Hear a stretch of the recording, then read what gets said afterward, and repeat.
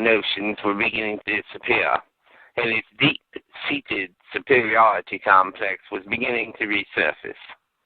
When the band imitated Butterfly got a gig on a cruise ship on a big Caribbean cruise, it was Floyd's great opportunity to do his solo. He'd worked in practice for 2 weeks. The captain and Tennille were going to play backup, and Edie Gourmet was going to sing a duet with him just before he performed his solo. But then at the last minute, not feeling very well, possibly from something she'd eaten on the ship, Edie Gourmet came to him, and Edie said, "Floyd, the song is off. The captain has left the ship. I don't guess we're going to be performing tonight." Floyd was crushed. His solo career was not going to take place that night because the captain and Tennille had already left the ship. So, there, docked at Hong Kong, Floyd went into a deep, deep-seated depression. It would be ages before he was to shake himself from this depression. In the meantime, the other band members, emaciated Butterfly, attempted to cheer him up by releasing a song that was dedicated to him. But Lloyd laughed out at all of them. He took the song as a meaning insult instead of the compliment for which it was intended. He thought it was an aspersion cast against him, referring to all the media rumors that he had a man crush on one of the other band members. But the song, Floydy, Floydy, Floyd, still became a top 40 #1 hit. Floydy, Floydy, Floydy, Floyd. Floyd, my boy, you will always be my boy. Floyd, Floyd, Floyd, Floyd, Floyd, Floyd, Floyd, till the sun turns into soy. Floyd, my boy, till the moon turns to bok choy. Floyd, Floyd, Floyd, Floyd, Floyd, Floyd, Floyd, Floydy, Floydy, Floydy, Floyd, Floyd, my boy, you will always be my boy. Floyd, Floyd, Floyd, Floyd, Floyd, Floyd, Floyd, though it sometimes seems to annoy you, I know it will not destroy you. Floyd, Floyd, Floyd, Floyd, Floyd, Floyd, Floyd, Floydy, Floydy, Floydy, Floyd, Floyd, my boy, you'll forever be my boy. Floyd, Floyd, Floyd, Floyd, Floyd, Floyd, Floyd, till the sun turns into soy. Floyd, my boy, till the moon turns to bok choy, choy, choy, choy, choy, choy, Floyd, Floyd, Floyd, Floyd, Floyd, Floyd, Floyd.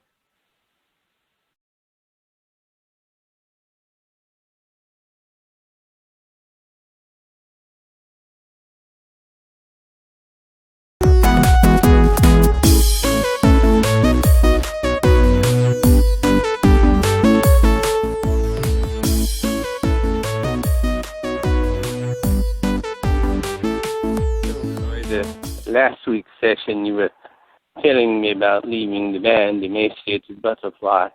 This week, I'd like for you to tell me more about your inferiority complex, as you call it, and about what you did after you left the band, Emaciated Butterfly. Tell me about the different jobs and activities you engaged in afterwards. Well, Doc, I went from one place to the other, I worked at just one apartment complex as another as a maintenance man, The managers always just sit on the phone and talk all the time, chit-chat and small talk, chit-chat, small talk. And one manager had me pull 200 toilet seats out, and she got upset and angry because I took one of them home. one of the other assistant maintenance men counted all of them, and one of the toilet seats was missing, and so I got written up for that. And then she'd always say, chop, chop, Floyd, chop, chop, Floyd. And she was just constantly criticizing my work. I'd go and I'd do a make ready, and, I'd spend hours getting the apartment ready for people to move in, and she'd come and find one tiny spot of dust in some obscure corner, or maybe she'd find one small light switch that was just, she didn't think it was the way she wanted it to be. And I was a master painter, always been a master painter, and she'd hire these people who can't even paint, people who don't even know how to paint, and she'd put them in some apartment, and then I'd have to go and do twice as much work cleaning up after them, always. And then when I would take a lunch, I was under always pressure to get back. Never had enough time for my lunch hour. Everywhere I would go, they dump salt into my food. They see me coming, they dump salt in the food. Every time I order a salad, it's nothing but lettuce. Half the time I go into a restaurant and the food they serve me is cold. One time I ordered a hamburger. It had 3 pounds of meat, and the bun was the size of a biscuit. I mean, how am I supposed to eat that? You know what I'm saying? I mean, I've gotten sick 12 different times in the past 2 years at some overpriced fast food restaurant. I mean, it's ridiculous. I can't even eat out anymore. It's the most ridiculous thing I've ever seen. And then I had this rent house, I rented to this couple, and they just trashed and tore the place up and moved out owing me $3,000 rent, late charge this, late charge that. They tore up the commode. What can I say? Left a mess. It left complete and total mess, Nobody knows how to do anything anymore. I can't find anybody that can work for me that can do anything. I end up having to waste my time showing and teaching them how to do a job. I could have done the job myself faster and gotten it done perfectly straight the first time without having to train somebody else. And where I worked at an auto parts store, I take 30 seconds to sit down and catch my breath, and then he comes in and says, get your lazy butt up and start working again. I mean, I never even get a 30-second break. Criticized all the time. The wife walks in the lobby, takes one look at me and says, what is he, some kind of a child molester? I mean, I swear to God, that's what the man's wife says right there in front of the public. What am I going to do? What am I going to do? Every girlfriend takes me to the cleaner. There's the one girlfriend, she's a gambling addict. She bought $3,000 worth of scratch-offs and lost all of it. Of course, it was my money that paid for the scratch-offs. She can go to the Sonic and order a double cheeseburger. She'd take all the meat off the double cheeseburger and feed it to her poodle, Come on. I mean, that's the kind of girlfriends I end up with. Had another lazy girl, laid on the couch all the time, wouldn't even get up off the couch long enough to wash dishes, long enough to take a shower, long enough to clean up, long enough to do anything. But yet she wanted me to put gas in her car, buy her cigarettes. But then she wouldn't give me any. Here I am, I'm supposed to provide her a couch to sleep on, free meals every day, gas for the car, cigarettes, and then she won't even put out. I mean, come on, where do they make these girls? Where do they come from? Anyway, it's my life. It's my life. It's my life, Doc. It's my life. Help me. It's my life.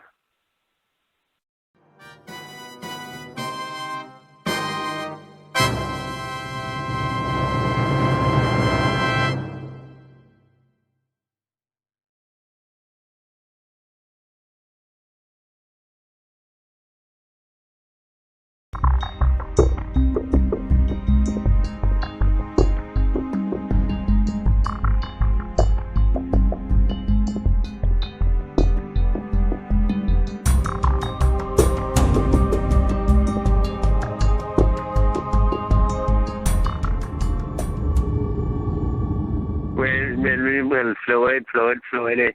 Of course I want you to talk about your reaction to the death of Blatson, because everyone thought you had a man crush on Blatson. And I know there's other stories you want to tell me, too, even some of the ones you've already told me 20 or 30 times. I know that you need to get them off of your chest. So go ahead, Lloyd, talk.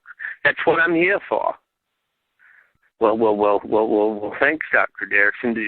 Thanks, It's like, my last name is Sizzler, so everybody was just always talking about, are the steaks done? Well, I do like to go in the backyard, and occasionally I'll invite friend over for a steak and baked potato, or maybe I'll put a chicken out on the grill, whatever. Of course, I always overcook it. I always forget about it, and it overcooks. It happens all the time.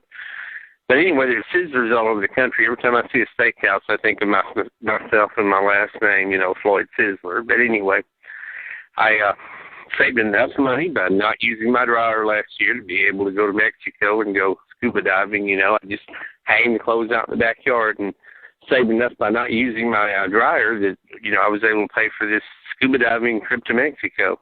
Anyway, there's like this ice cream parlor, this ice cream joint, like, I don't know, half a mile from where I live, you know what I mean? And I like to go up there and get ice cream and sometimes a hamburger and what have you, but it's like they have these little narrow parking spaces. It's like whoever painted the parking lot, the parking lot, they're too narrow. So I got online and I complained about it. I called the 800 number and complained about it. I printed up the thing and put it on people's cars. Nobody does anything. The parking spaces are still just too narrow. And there's this park across from where I live, and the city never mows it. I mean, the grass can get up knee deep, and they never mow it. They mow every other park in town, but they never mow that one. Then when I went to Vegas, nobody ever told me that the buffets were free if you paid for like several nights room at the motel. And so I was like going out and buying all my meals and buying food at the convenience store and bringing it back to the motel. Finally, on the last day, I discovered this buffet and discovered that it was free meals if you rented a room at the motel, But I don't know why nobody ever told me that or told me where the buffet was. Then when I went to the casinos, I was buying all my drinks. I'd be sitting on the slot machine, and I'd be paying for the drinks. And finally, one of the waitresses came over, one of the girls, and served me a drink and said, as long as you're gambling, you don't have to pay for these drinks. The drinks are on the house. I don't know why nobody ever told me. I'd never been to Vegas before, but nobody ever told me. I had this good-looking girlfriend one time, and we went to a Carlos Santana concert, and there he was on stage, and I thought Santana was looking directly at me. He just kept looking directly at me, and then I realized that my girlfriend was standing up behind me, flashing her tits at him, and that he was actually looking at her. He wasn't looking at me. He was looking at her. It's the story of my life. I'm ignored everywhere. I'm underappreciated. Nobody ever recognizes me. What can I say? Help me, Doc. Help me. Floyd. Floyd. Floyd. Nah, just kidding. Did anyone ever tell you that you're probably nutty as a fruitcake? Well, no, Doc. You're not telling me that, are you? No, of course I'm not. Not Floyd. I'm just asking you if anybody ever told you that.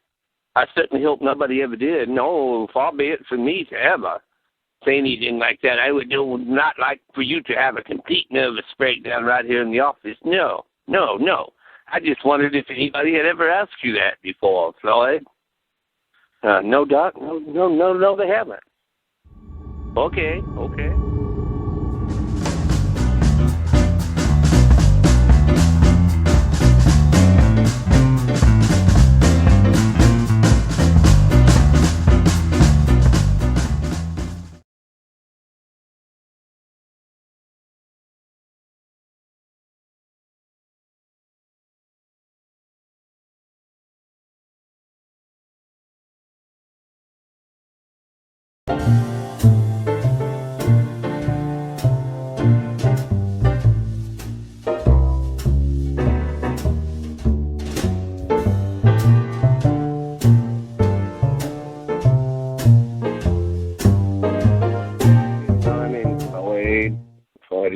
Floyd.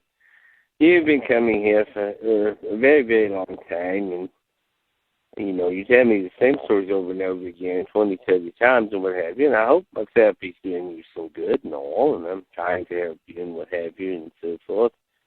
Anyway, you keep telling me what a great painter you are, and this morning I've got to study the Wall Street Journal and talk to my stockbroker and buy a few stocks and sell a few stocks, what have you. So over there next to the wall, Floyd, you don't listen to anything I tell you anyway. You don't follow any of my advice. I just realize that even though you're paying me for these sessions, that perhaps it would be therapeutic if you were doing something instead of just laying there on the couch telling the same stories over and over again. So there's some buckets of paint over there and the paint brushes and the paint rollers, and I'd like for you to go ahead and start painting my office, and while you're telling me, your stories and your problems and what have you.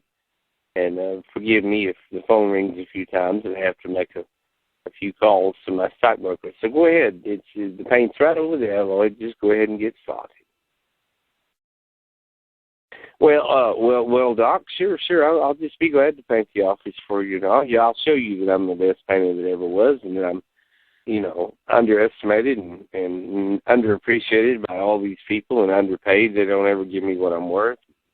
I've told you all the apartment stories. I won't tell you all those apartment stories again. I mean, the make-readies where I'd paint and I'd hire somebody and they didn't know what they're doing, and I'd have to go back in behind them, and they'd leave paint on the floor and stains, and I'd have to redo the whole thing. And I could paint 3 apartments easily. I can paint 3 apartments in 5 hours, where it would take some other crew, 10 hours to do the same thing, and then I still have to go in behind them. I mean, what can I say? Just same old. But I'm having a lot of anxiety, Doc. I think and I guess you're right. This paint roller up and down the wall is going to help. It's my stockbroker, Floyd. Shut up, Floyd. Shut up. Yes. Buy that one. Yes, buy it. It's up. Buy it. That one's going down. Sell it. Sell. Thank you. Yes, I'll call you back in a few minutes after I study my Wall Street Journal a little more. Thank you. I turn on the news, there's something devastating all the time. It's just got me worried all the time. I go to one of these groups, the Anxiety Anonymous or whatever, but I don't want to hang out with a bunch of people that are just paranoid all the time. I mean, I've already got enough anxiety. They'll just be sitting around worrying about other things. They'll give me more stuff to worry about, and I already have enough things to worry about. I mean, turn on the news, I'm afraid World War III is going to break out or whatever, what with the new president and all and stuff. And, what can I do? So I found that I can take my mind off of anxiety, by simply, engaging in sexual activity. If I bring some young woman over and we get it on, well, it takes my mind off my anxieties for a while, Doc, and all. And so I found that's very therapeutic, so sex therapy, and I'm doing my own sex therapy and all. I mean, I have a stack of those X-rated magazines, that I get down there at the thrifty marts. They have the covers ripped off, so I get them for half price and all. And I mean, masturbation's always an option, but it's just not as good, It's just much, much better if you have the real warm flesh there with you. So, I meet lots of women, go through lots of girls, and all. I've never been able to maintain a serious long-term relationship with any female, and all Doc and stuff. So that's it, Doc. That's it. I'll have the office painted by the time our little 1-hour session's over and all,